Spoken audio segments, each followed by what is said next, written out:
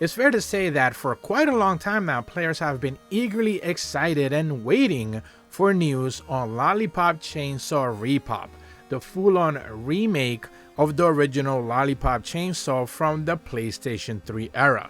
If you don't necessarily know, back in July of 2022, this remake was officially greenlit by the developers, and it was something that they were going to be working on. Although, to be fair, they did confirm that none of the original staff was going to be working on this one. It was going to be an entirely new crew from Dragami Games. However, after some more clarification from essentially the president of the company, we got a little bit of some bad news to basically report on, that essentially this is not gonna be a full-on remake as players were expecting and as the company themselves had confirmed, but instead this is going to be a remaster effort instead. So today, not only are we going to be going over some of the details and what are the implications for this, not only because it's basically not what anyone really expected or basically wanted, but more importantly because it's created a lot of controversy regarding what it is that they are trying to do, because it seems like this game might actually be stuck in developer hell for whatever reason.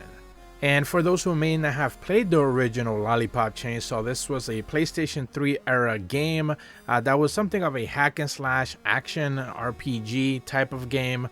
More action than anything really, although they did have some RPG mechanics. Of course, you should be able to see some of those original trailers there rolling in the background. And it was one of those games that basically just had a relatively jiggly and spunky character kind of being at the forefront. Of course, a lot of people take that as fan service, and they are taking down and mowing down waves of zombies. This is a game from the PlayStation 3, Xbox 360 era that was pretty common back in those days. It was what action games were essentially trying to be the different taste of what like Devil May Cry was doing, which was a little bit more grounded and more chaotic in that regard.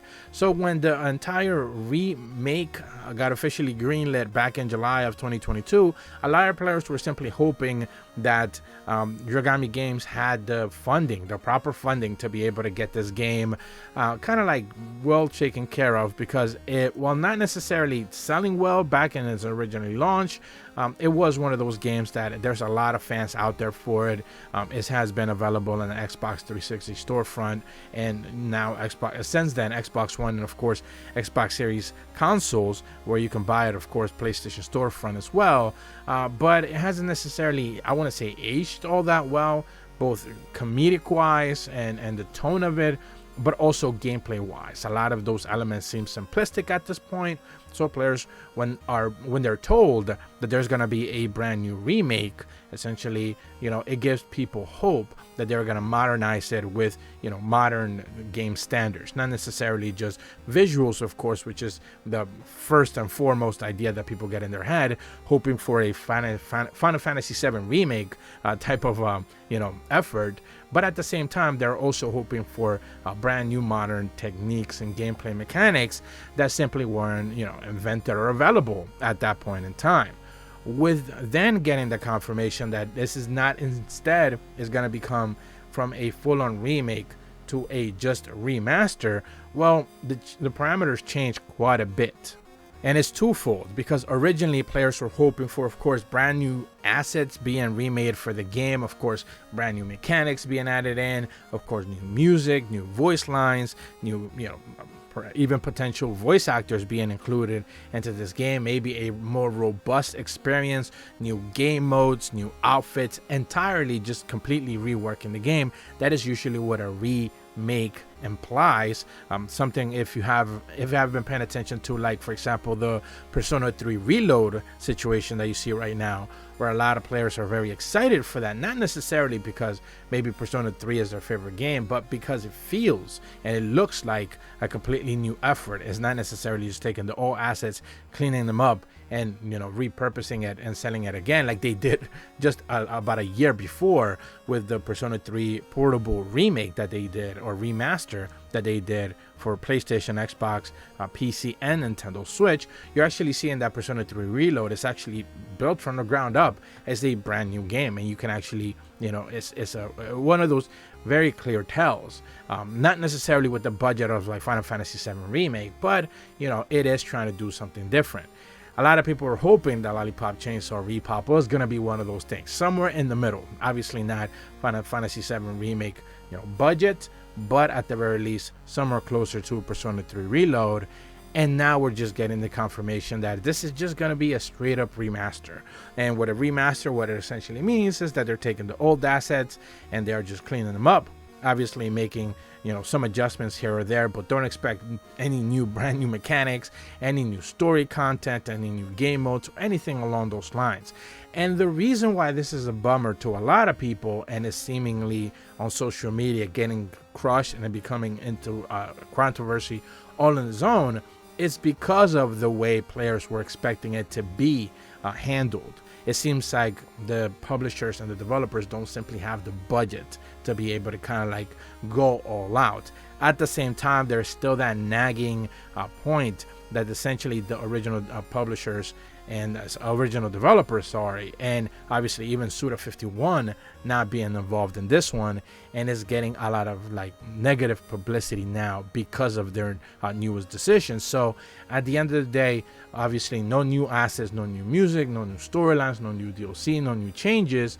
It's just gonna end up being the old game, which I think some people would have been completely fine with that, as long as they just made it 4K at 60 and it would have been good enough.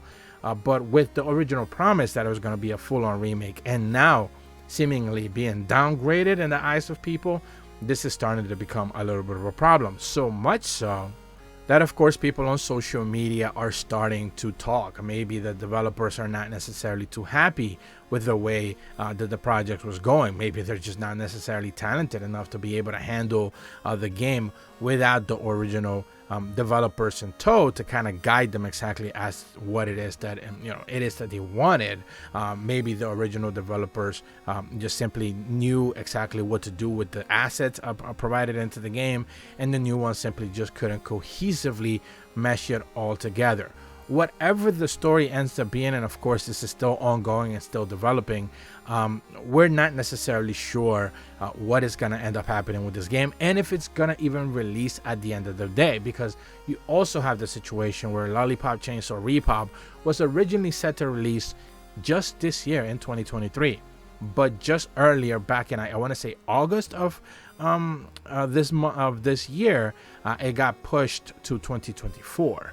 And when they decided to push the game back into 2024, they didn't announce anything regarding it going from a full-on remake to a remaster.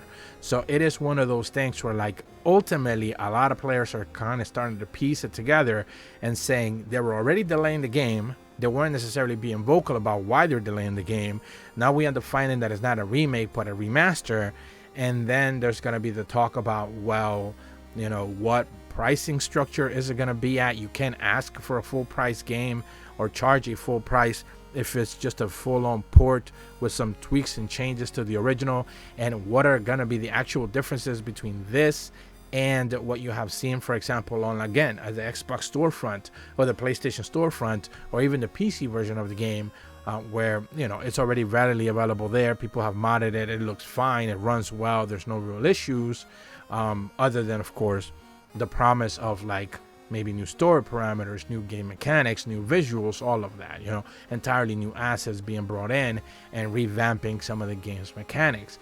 Without that, then what essentially do you have here, and how is it going to differentiate itself from what the game already has? And something similar to what we have seen regarding, for example, Red Dead Redemption's like newest report. Essentially, it's not even like a full-on remaster because they're just adding a couple of tweaks here and there, specifically for the PlayStation 4 version, which there's no actual PS5 version of that game. And then Rockstar just making that available on the Nintendo Switch. And when you compare it to the PC version, well, it falls short. It's just not really up to par. And players are left wondering just what the point of this was. Was it a cash grab? Was it just one of those things that they just wanted more money? Rockstar is just chasing money at this point with their recent ports on newer games, because, on newer consoles from their old games, because ultimately it didn't necessarily add much, and I would hate for Lollipop Chainsaw to end up falling into that same category, but all signs are starting to point in that route. So I certainly want to hear your guys' feedback on this, with the controversy ongoing right now regarding Lollipop Chainsaw, RePop, and more importantly, since now we just know, a lot of people were wondering, for example, if the game was going to be censored. Well, now that we know it's just going to be a remaster, well, why would they censor it? It's still the same game. It wouldn't make any sense, but that's still in tow. That could potentially happen. So there's going to be another discussion point into the future. But that's about all the information that I have for you guys today. If you're brand new to my channel, be sure to leave a like and subscribe. Hit the bell to receive notifications when the videos go up. And as always, thank you so much for watching. See ya.